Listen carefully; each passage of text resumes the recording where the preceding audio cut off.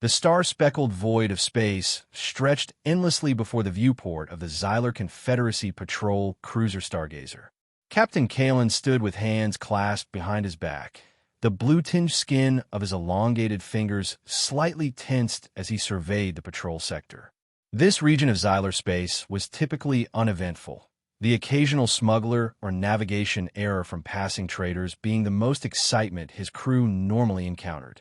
"Another quiet shift, Captain," said Commander Lyra, his executive officer. She approached with a datapad, her movements precise and measured as always.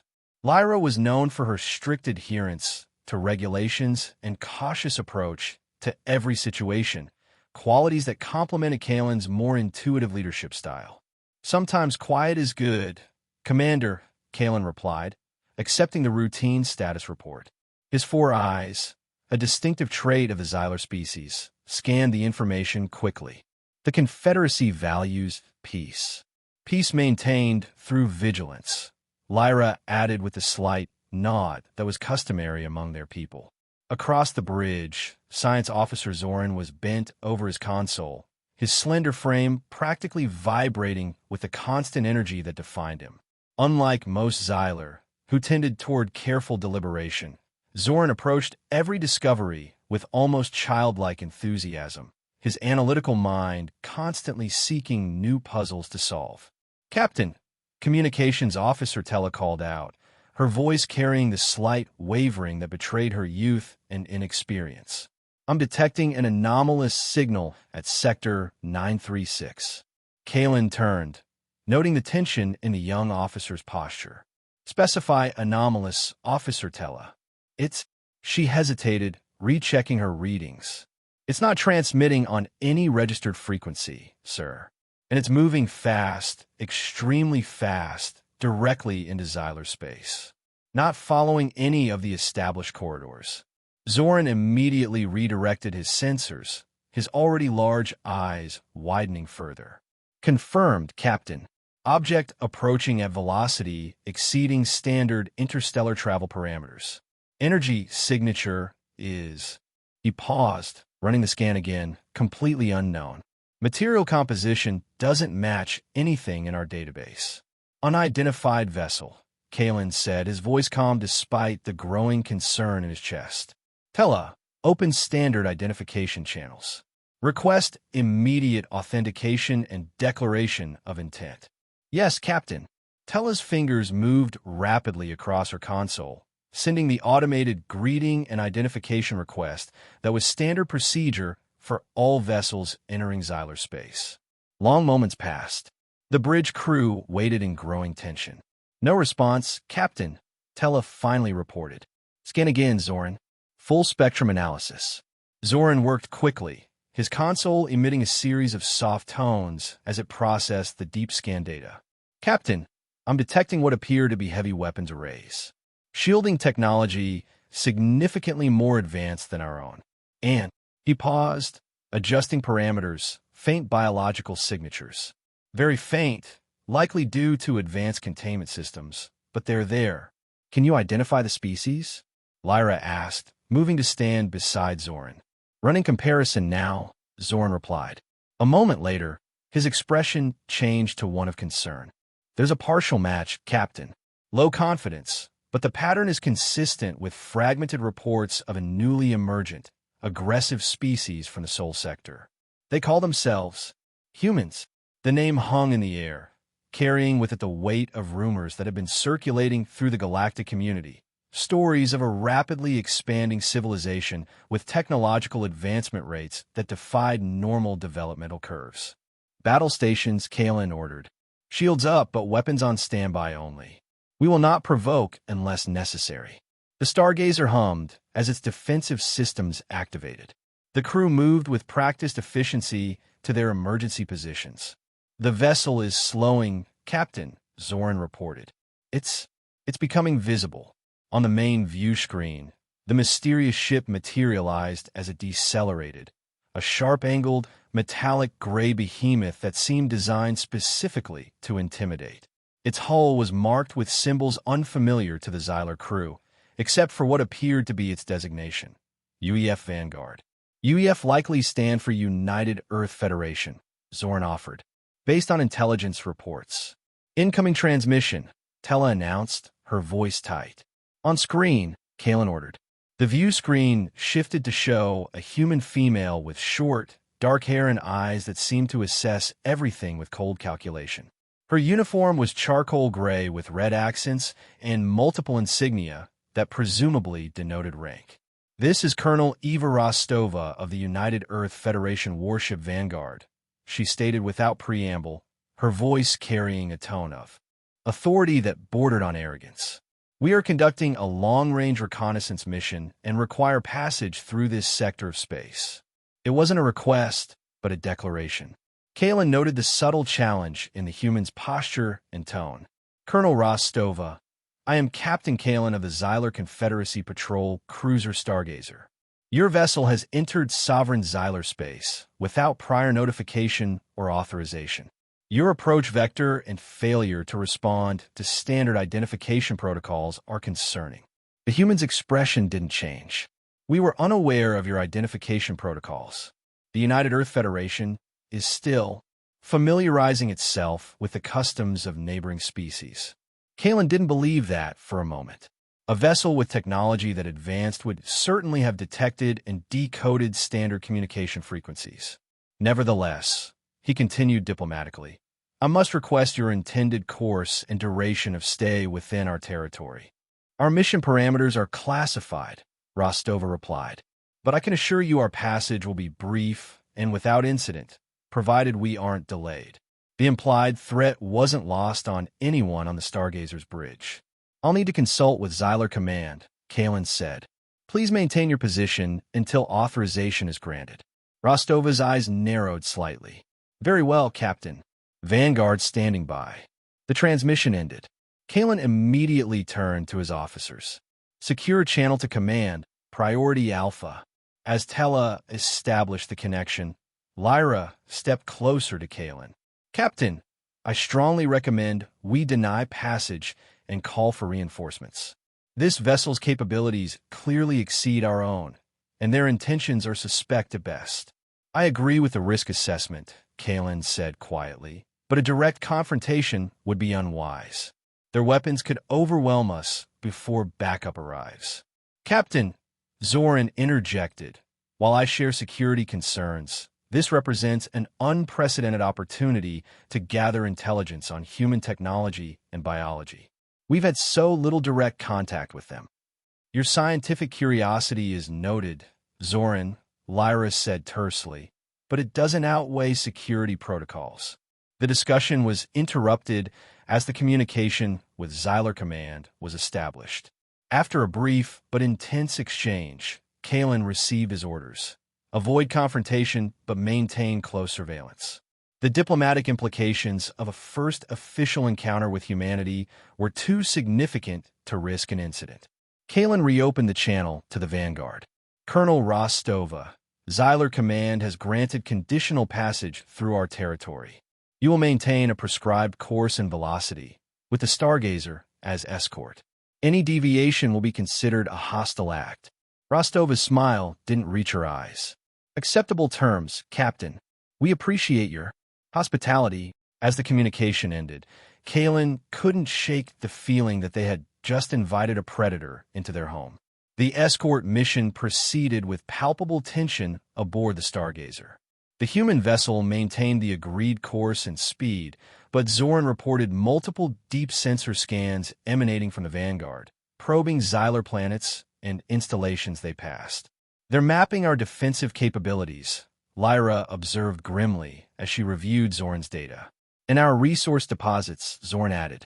Their scan patterns suggest particular interest in our dilithium mining operations and antimatter production facilities. Kalen had attempted to establish scientific exchange with the humans, proposing that Zoran communicate with his counterpart aboard the Vanguard.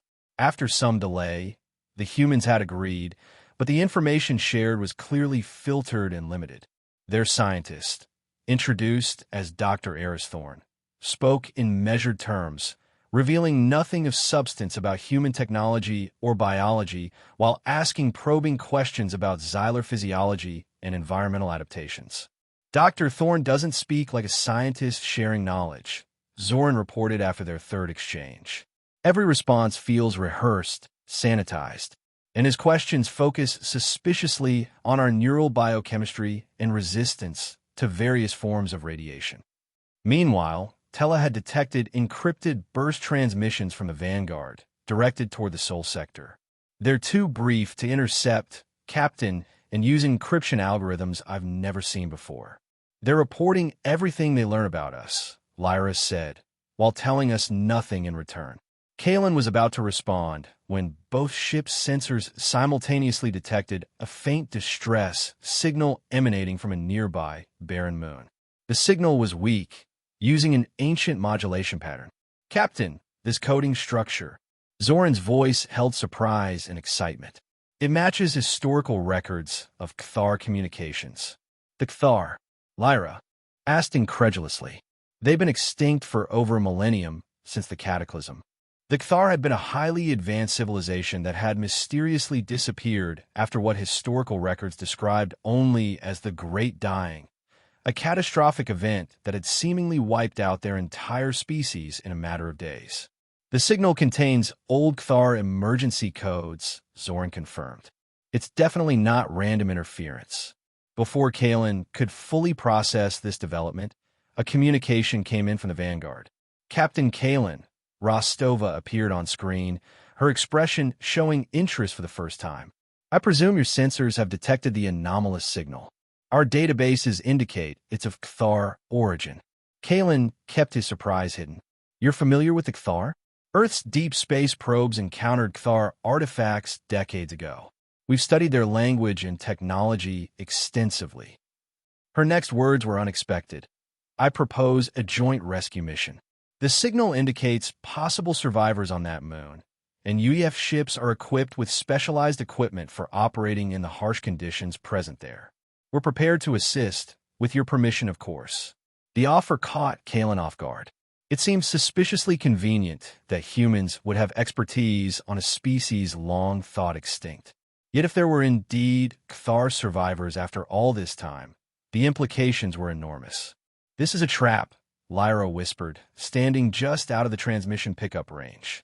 Perhaps, Kalen murmured back, but if there's even a chance of Cthar survivors, we can't ignore it.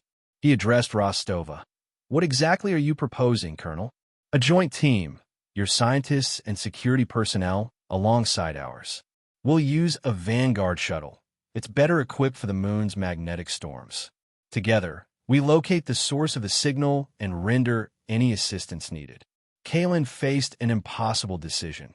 Refuse and potentially abandon survivors of civilization thought lost to history, or collaborate with these suspicious humans and allow them access to what might be ancient Cthar technology. We accept your proposal, Kalen finally said, with strict security protocols in place. Equal numbers from both crews, and all findings to be shared equally. Rostova's smile was thin. Of course, Captain. Shall we prepare for immediate departure? The Vanguard shuttle was indeed impressive. A sleek, armored craft with advanced countermeasures against the moon's fierce magnetic storms. The joint team consisted of Kalen, Lyra, Zoran, and 4 Xylar security officers. From the human side came Rostova, Dr. Thorne, a tall, quiet man with observant eyes that seemed to catalog everything, and 6 UEF soldiers carrying weapons that made the Xylar security teams look primitive by comparison. As they descended toward the moon's surface, designated Cthar Prime in historical records, Kalen observed the humans carefully. Rostova maintained an air of command that rivaled any Xylar officer he'd served with. Thorne remained silent except when discussing technical matters, his gaze often lingering on Zoran's equipment. The soldiers were disciplined and alert, their eyes constantly scanning, hands never far from their weapons. The shuttle landed amidst a landscape of jagged rock formations and deep crevasses, all bathed in the eerie bluish light of the gas giant the moon orbited. The atmosphere was thin but breathable with assistance, though the magnetic storms created a constant background whine in all equipment. Signal source is approximately 2 kilometers east, Thorne announced, consulting a handheld device. buried beneath the surface, it seems. These readings suggest artificial structures, Zoran added, examining his own scanner, consistent with Cthar architectural patterns from archaeological records. The journey across the moon's surface was arduous. Equipment malfunctioned intermittently as magnetic fluctuations intensified. The differences between human and Xylar approaches became increasingly apparent, where the Xylar team moved cautiously, testing each step and scanning thoroughly. The humans pressed forward with determined efficiency, sometimes taking risks that made Lyra visibly uncomfortable. Your species shows remarkable physiological resilience, Thorn commented to Zoran during a brief rest. These conditions would incapacitate most humans without our environmental suits. Xylar evolved on high-radiation homeworld, Zoran replied. Though I must say, your technology compensates impressively for your biological limitations. Such moments of scientific exchange were rare bright spots in an otherwise tense expedition.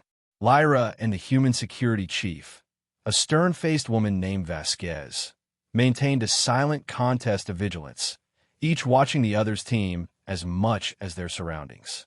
After nearly 3 hours of difficult travel, they discovered the entrance to what had once been a Cthar facility, a half-collapsed doorway leading underground, partially buried by millennia of geological activity. The signal's definitely coming from inside, Thorn confirmed. And getting stronger, Zoran added. Something inside is actively drawing power, even after all this time. Clearing the entrance required both teams working together, using human cutting tools and Xylar force manipulation technology. As they descended into the facility, emergency lighting activated, dim blue strips along corridors that had once been grand but now lay in partial ruin. With our automated systems, Zoran breathed in wonder. Still functional after 1,000 years. Their power generation technology was centuries ahead of their time, Thorn remarked. Self-sustaining quantum matrices. They followed the signal deeper, through chambers filled with dust-covered equipment and strange crystalline structures. The facility had clearly been a research installation of some kind, with laboratory spaces and data storage systems now mostly degraded beyond recognition. Finally, they reached a sealed door that emanated the distress signal at much higher intensity. It took both Zoran and Thorn working together to bypass the ancient security measures. As the door slid open with a grinding sound, they beheld a sight none had expected. The chamber beyond was mostly intact, dominated by a central device, a complex arrangement of crystalline components surrounding a transparent cylinder. Inside the cylinder floated what was unmistakably a Cthar, a slender, arthropod-like being with iridescent exoskeleton and multiple specialized limbs. Various tubes and sensors connected the being to the device. Most surprising of all, faint bio-readings indicated the creature was alive, in some form of suspended animation. Impossible, Lyra whispered. Incredible, Zoran countered, already moving toward a still-functioning console near the device. Careful, Kalen cautioned. We don't know what this technology does. Thorn had joined Zoran at the console, his expression showing genuine scientific interest for the first time. These appear to be data records, he said, gesturing to symbols flowing across the screen. Partially degraded, but potentially recoverable. The language is ancient Cthar, Zoran confirmed. Similar to what we've decoded from ruins, but with significant differences. As the two scientists worked to access the data, Rostova approached the central device, studying it with undisguised interest. This is remarkable preservation technology, she said, far beyond anything we've encountered in other Cthar sites. Other sites? Kalen questioned. You found Cthar installations before? Rostova hesitated, seemingly realizing her slip. Fragments only. Nothing this intact. Before Kalen could press further, Zoran called out excitedly. But getting access to the records. They're fragmented, but his voice suddenly dropped. This can't be right. What is it? Kalen moved to his side. Zoran's expression had transformed from excitement to horror. According to these fragments, the Cthar weren't wiped out by a natural disaster, as we've always believed.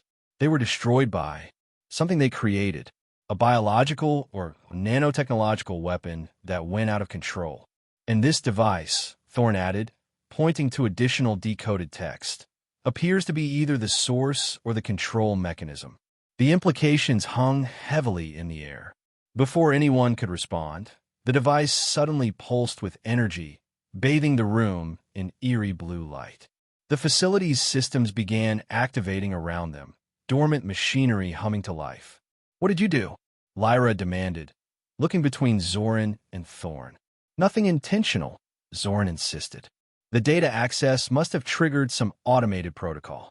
The Cthar in the cylinder stirred, its limbs moving slightly as its suspension medium began to circulate more rapidly. "We need to shut this down," Kalen ordered. "Wait," Thorne countered.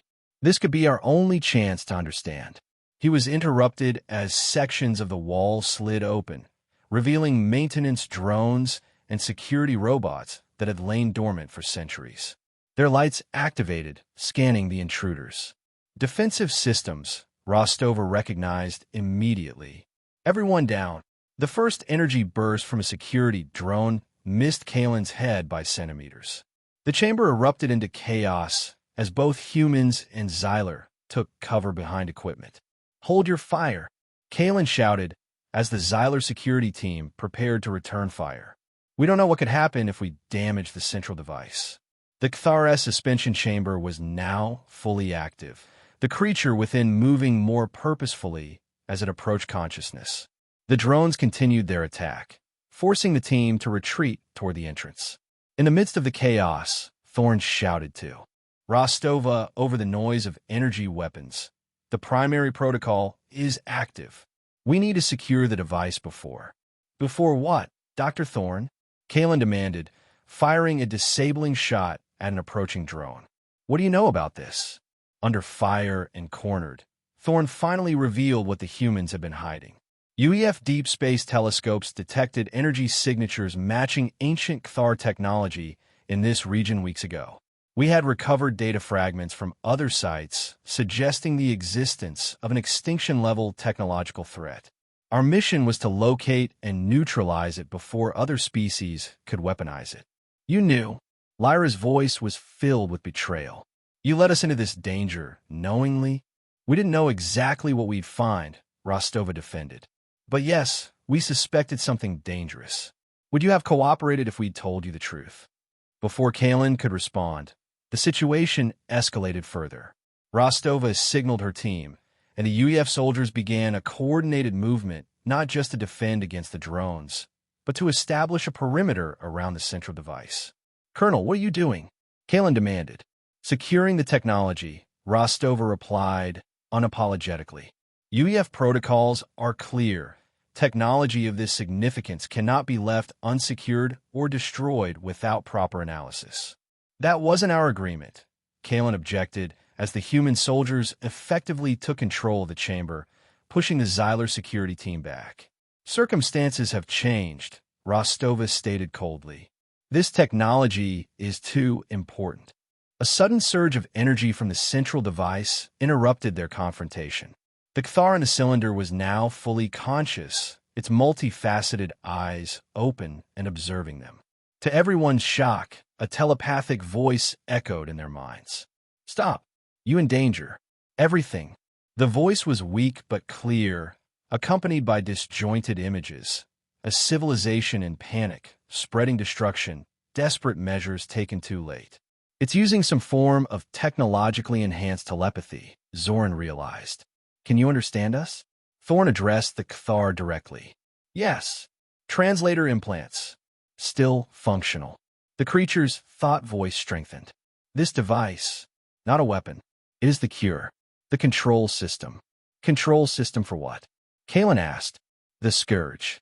More images flooded their minds. Microscopic machines, designed for cellular repair, but mutated, consuming organic matter, spreading exponentially. "Our greatest achievement became our extinction.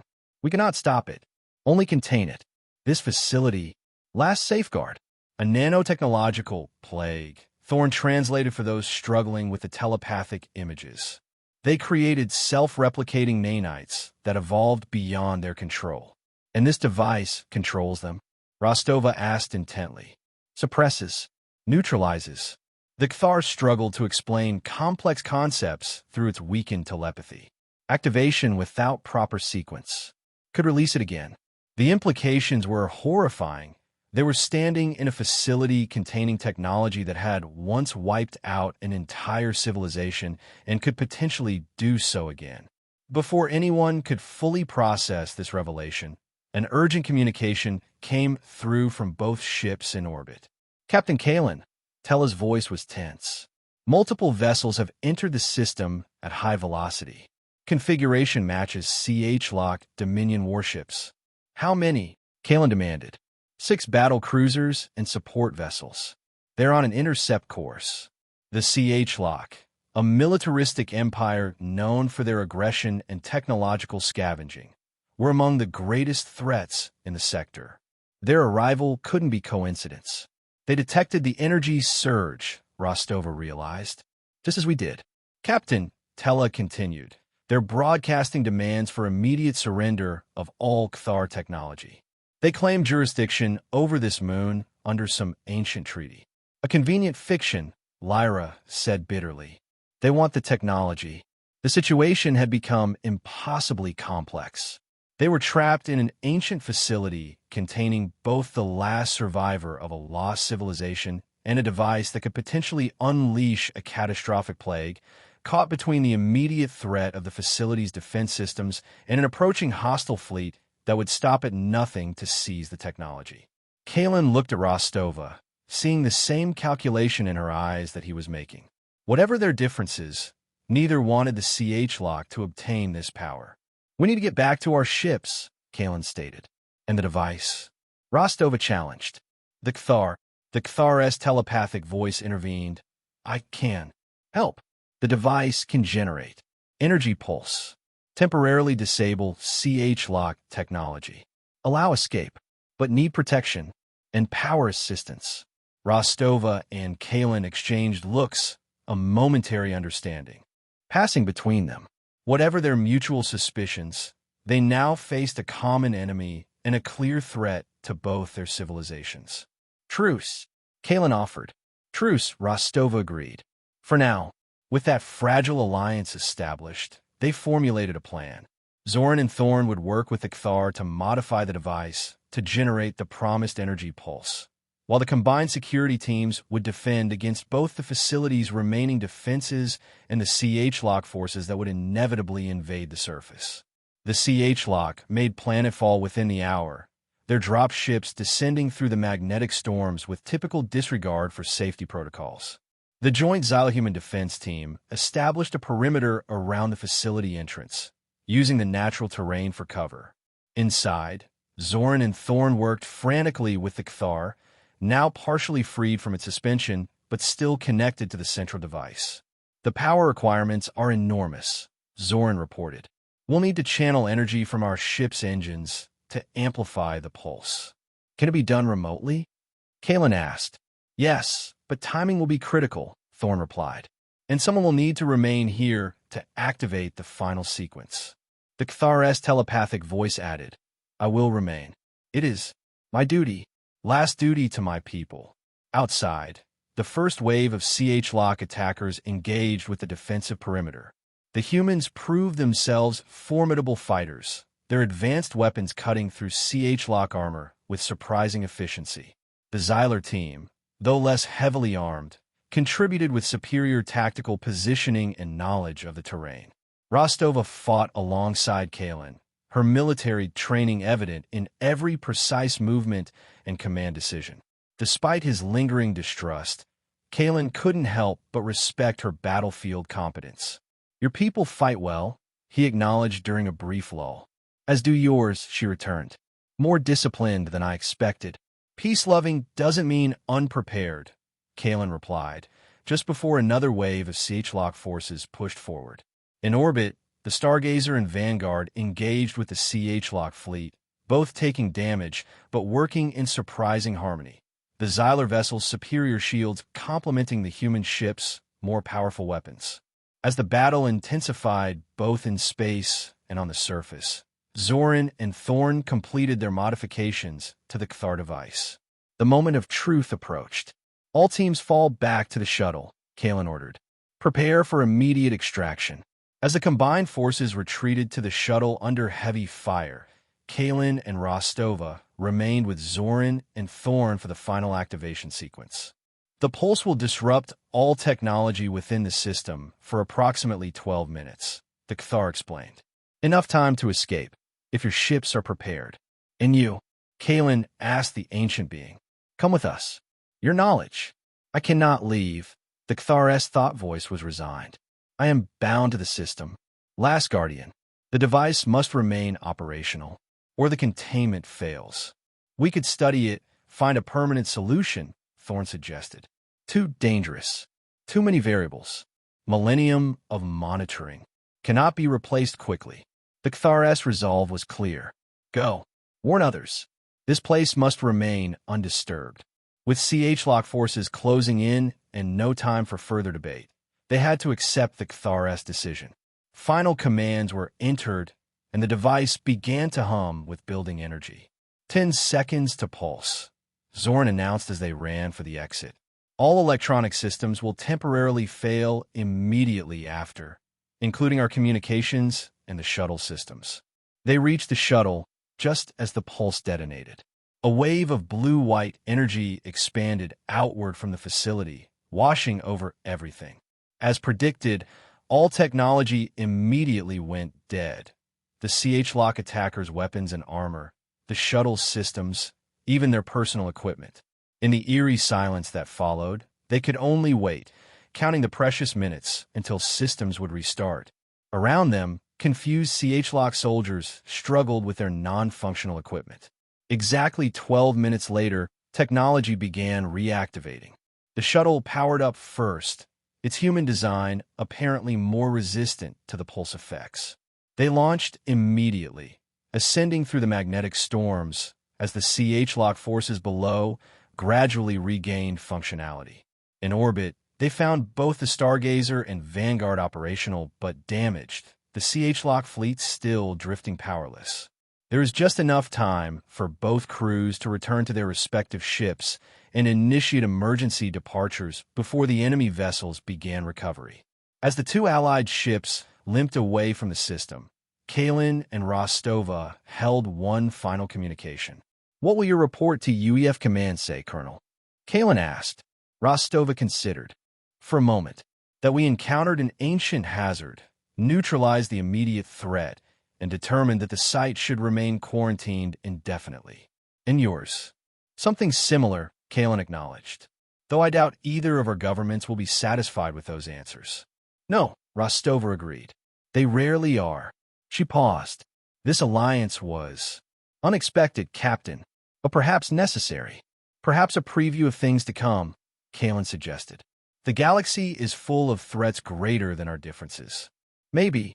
Rostova's expression revealed nothing of her true thoughts. But don't mistake temporary cooperation for permanent alignment, Captain. Earth will always protect its interests first. As will Xyler, Kalen responded. Safe journey, Colonel. And to you, Captain. The communication ended, and the ships parted ways, the Vanguard continuing its journey while the Stargazer returned to Xyler space. As Kalen prepared his report for Confederacy Command, he knew that everything had changed. The existence of the Cthar technology, the hidden threat it contained, and most significantly, the emergence of humans into their corner of the galaxy had permanently altered the balance of power.